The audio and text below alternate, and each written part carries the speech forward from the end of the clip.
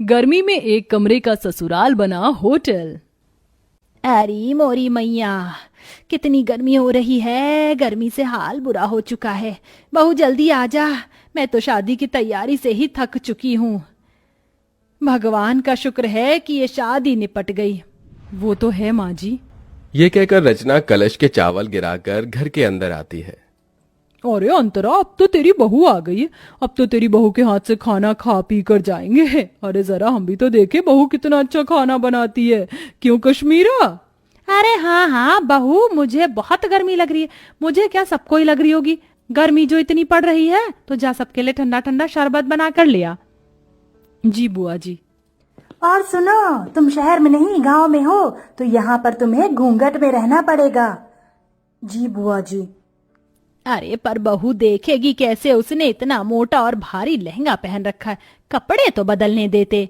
ओहो, जब तक बहू कपड़े बदल कर आएगी हम तो पसीने में तर हो जाएंगे। इससे पहले बहू तू कुछ शरबत लिया। जी लाई। अरे बहू, थोड़ा घूंघट और करो, हम तुम्हारे ससुर समान हैं, तुम्हारे ससुर के बड़े भाई। और हाँ, शरबत सत्तू या बर्फ डालकर लाना। जी ताऊ जी। माँ जी, रसोई कहाँ है? अरे बहू, तुझे रसोई ढूंढने में कोई परेशानी कैसे हो सकती है? वो देख, तेरा ससुराल एक कमरे का है, इस एक कमरे के कोने में हमारी रसोई। वो देख, जा जाकर शरबत बना दे, सभी मेहमान इंतजार कर रहे हैं। इसका मतलब हमारे सारे रिश्तेदार यहीं रहेंगे, इस एक कमरे के ससुराल में?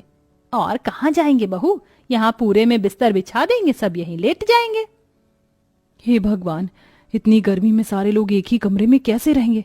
ऊपर से रसोई भी यहीं है, सारी गर्मी इधर ही आ जाएगी। ऊपर से मुझे ना कपड़े चेंज करने दे रहे, ना घूंघट हटाने दे रहे। मैं तो ऐसी गर्मी में पागल हो जाऊंगी। ये कैसी जगह शादी हो गई है मेरी। इतना कहकर दिल पर पत्थर रखकर उस एक कोने की रसोई में रचना बड़ी मुश्किल से घूंघट में शरबत बनाती है और एक एक करके सभी मेहमानों को शरबत देती है। अरे बहू, इतना सा ही शरबत बनाया था क्या? अरे जरा अपने घर के लोगों को तो देखो, सारे मेहमान हैं। जाओ और शरबत बनाकर लेकर आओ। जी अभी लाई। अरे अंतरा मामी, भूख भी लग रही है, अपनी बहू से कह दो कि थोड़ा कुछ खाने पीने को भी ले आए, सारे मेहमान भूखे बैठे हैं। हाँ विनोद बेटा, मैं अभी खाना बनवा देती हूँ, या बहू खाना भी बना ले। मुझे इतनी गर्मी लग रही है, ऐसा लहंगा पहनकर मैं खाना कैसे बना पाऊंगी? और यहाँ तो कोई कमरा भी नहीं है जहाँ मैं चेंज कर पाऊं। इसीलिए तुझे मना कर रही हूँ, अभी सबको खाना दे दे, शांत होकर बैठ जाएंगे, तो तू अपने बाकी के काम निपटा लेना। जी माँ जी। बड़ी मुश्किल से रचना खाना बनाने के लिए लहंगे में बैठ पाती है। पूरी सब्जी बनाते बनाते उसे पसीने आने लगते हैं। हे भगवान, मैं तो थक गई।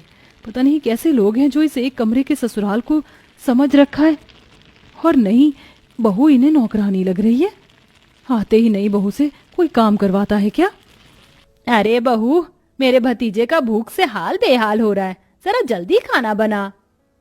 बस माँ जी, पूरी प्लेट में लगा रही हूँ। मुझे क्या रोबोट समझ रखा है? एक तो इतनी गर्मी लग रही है, पंखे की भी हवा नहीं आ रही इस कोने में। रचना प्लेट लगाकर सबको खाना देती है।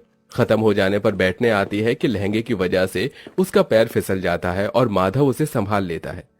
रचना, तुम ठीक तो हो ना? आप तो रहने दीजिए, आपको मेरी कोई फिक्र नहीं है। अगर फिक्र होती तो पूछते कि इतने लंबे से घूंघट में, भारी से लहंगे में मैं कैसे बार बार सबको खाना परोस रही हूँ। ये मैं ही जानती हूँ। आपको क्या है, अपना सहरा शेरवानी उतार कर बैठ गए हैं 4 जनों में खी खी खी खी करने। अरे रचना, ऐसी कोई बात नहीं है, मैं माँ से बात करता हूँ। अरे बेटा, यहाँ बहू के साथ क्या कर रहा है? हमारे साथ भी आ जा, बैठ जा। और बहू, राजन विनोद की प्लेट खाली है, जा उन्हें सब्जी पूरी दे दे। जी जी अभी। और तुम तो छोड़ो मेरा हाथ। उस समय रचना अपने पति के पेट में एक कोहनी मारकर चली जाती है। आउच! क्या हुआ बेटा? कुछ नहीं ताऊ जी। फिर सबको खाना देने के बाद रचना थक जाती है और बैठे बैठे सो जाती है। उसे देख कश्मीरा जगाने जाती है तो माधव मना कर देता है। बुआ जी, उसे उठाइएगा मत, बेचारी गृह प्रवेश के बाद से ही सबको खाना दे रही है, एक पल के लिए भी बैठी नहीं है। और देखिए कितना पसीना आ रहा है, उसे लहंगा भी नहीं उतारने दिया आप सबने, थोड़ा तो रहम कीजिए। ओहो, देख रही है, तेरा बेटा अभी से ही बहू के पक्ष में हो गया। चलो अच्छी बात है, हम कौन से तुम्हारी पत्नी को परेशान कर रहे हैं, सोने दो। माधव पास के बिस्तर पर उसे सुला देता है और एक पर्दा डाल देता है, जिससे सारे बड़े बुजुर्ग रिश्तेदार उसे ना देखें। ऐसे ही शाम हो जाती है। रचना अपने कपड़े बदलकर आराम से बैठी थी कि मौसिया सास सुधा उसके पास आती है। अरे बहू, तुझे कितनी बार बताऊं घूंघट करके रख, तेरे किसी भी सास ससुर ने देख लिया तुझे तो गजब हो जाएगा। नई बहू को पर्दे में ही रहना चाहिए, समझी? अब जा जाकर चाय बना। मैं चाय तो बना दूंगी, पर मैं तो पहले इस तरफ बैठी हूं ना, मुझे कोई भी नहीं देख सकता, तो थोड़ी देर घूंघट ऊपर कर लूंगी तो क्या हो जाएगा। मुझे भी गर्मी लग रही है, और ऐसा तो है नहीं किसी ने मेरी शक्ल नहीं देखी, सबने शादी में मुझे देखा है। देख ले अंतरा, देख ले तेरी बहू कैसे अभी से ही जबान लड़ा रही है। अरे मैं तो मौसी हूँ, मुझे इस बात का बुरा नहीं लगेगा, लेकिन कोई और होता तो तौबा तौबा तौबा। छोड़ ना सुधा, ऐसी बात नहीं करते, जा सबके लिए चाय नाश्ता लेकर आ। ये बोलते ही रचना घूंघट करके फिर से गर्मी में सबके लिए चाय बनाती है।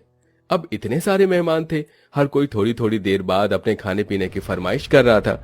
ऊपर से हल्की साड़ी पहनने पर विनोद कहता है, देखो रचना, मैं तुम्हारे जेठ की तरह हूँ और अभी तुम्हारी नई शादी हुई है, इसलिए बता रहा हूँ इतनी हल्की साड़ी मत पहनो।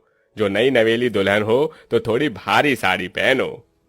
भाई साहब, गर्मी लग रही है इसलिए मैंने थोड़ी हल्की साड़ी पहनाई है। कोई बात नहीं, थोड़ा बर्दाश्त करो और अपने हाथ के पकौड़े भी बनाकर खिला दो। फिर कहाँ मैं बार बार आने बैठ रहा हूँ, मुझे तो आगरा ही चले जाना है। अब मेरा भेजा फ्राई हो रहा है, शादी करके पछता रही हूँ। इससे पहले ही बढ़िया थी मैं जब जीन्स टॉप पहनकर विदाउट कोई घूंघट के इधर उधर रहती थी, पर इन बड़े लोगों ने तो मेरा जीना हराम कर दिया। ऊपर से इतना छोटा ससुराल है, हर जगह कोई ना कोई बैठा है। सच में कमरे के ससुराल को होटल समझ लिया है, जाने का नाम ही नहीं ले रहे। जब से आए बहू ये, जब से आए बहू वो। जी भाई साहब, लाई अभी पकौड़े। इतना कहकर रचना फिर से चूल्हा जलाकर गर्मी में बैठकर पकौड़े बनाती है। उस चूल्हे का धुआं और गर्माई सीधे रचना के मुंह पर लग रही थी। बस अब मुझे और नहीं होगा, मैं पागल हो जाऊंगी इस गर्मी में, थोड़ी देर बाहर चली जाती हूँ। पकौड़े उतार कर वो थोड़ा बाहर जाकर हवा लेते हैं। भले ही बाहर गर्मी सही, लेकिन उतनी भभक तो नहीं है जितना अंदर एक कमरे में है। भगवान जाने कैसे आलसी जानवर की तरह सब एक साथ अंदर हैं, ये भी नहीं कि अपने घर चले जाएं। अरे सर, सुकून तो अपने घर पर ही होता है, लेकिन यहाँ के रिश्तेदार बड़े मक्खी की तरह हैं जो गुड़ से चिपक जाते। एक काम करती हूँ, फ्रिज के ठंडे पानी से मुंह धोकर अंदर चली जाती हूँ, वरना सब बोलेंगे। फिर रचना ठंडे पानी से मुंह धोकर फिर सबके काम करने लगती है। ऐसे ही 4 दिन से हफ्ता और हफ्ते से 2 हफ्ते हो जाते हैं, लेकिन मेहमान जाने का नाम नहीं लेते। उन्होंने नई बहू को गर्मी में बिल्कुल काम करवाकर परेशान कर दिया था। ऐसे में रचना की हालत बहुत खराब हो जाती है, क्योंकि वो बेचारी खुद भी खा पी नहीं पाती है। पति से अपनी परेशानी बताती है, लेकिन वो नजरअंदाज कर देता है। बहू एक दिन गर्मी में कपड़े सुखाते सुखाते बेहोश हो जाती है। माधव फौरन डॉक्टर को घर पर बुलाता है, तो डॉक्टर बताता है, देखिए गर्मी में इनकी हालत बहुत डाउन हो चुकी है। और इतनी मोटी साड़ी क्यों पहनी है आप लोगों ने? आप जून जुलाई की गर्मी से वाकिफ नहीं है क्या? और इतने सारे लोग क्यों हैं? यहाँ पर मरीज के पास ज्यादा लोग रहने से और घबराहट पैदा होती है। देखिए माधव जी, हो सके तो थोड़ा रेस्ट करने वाला एनवायरनमेंट प्रोवाइड करवा दो तो बेहतर होगा। जी डॉक्टर। ये सब इसी वजह से हो रहा होगा। बहू ने मुझे बोला था कि उसे परेशानी हो रही है, फिर भी मैंने इसकी एक नहीं सुनी। बेटा डॉक्टर साहब सही कह रहे हैं, देख बहू का पगफेरा भी नहीं हुआ, ऐसा कर तू इसके मायके ले जा इसे। ठीक है माँ। बहुत हो गया, कहीं ना कहीं ये रिश्तेदार भी मेरी बहू के इस हालत के जिम्मेदार हैं। बहुत दिन खाना खा लिया मेरे घर को होटल समझकर, अब मुझे इन्हें यहाँ से निकालना ही होगा।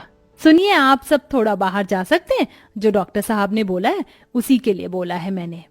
हाँ हाँ ठीक है, चलो चलो सब बाहर चलो।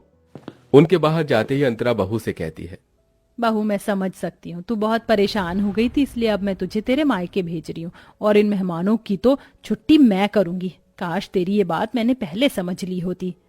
कोई बात नहीं माँ जी, ये सब हो जाता है, आप अपना ख्याल रखना। हाँ हाँ।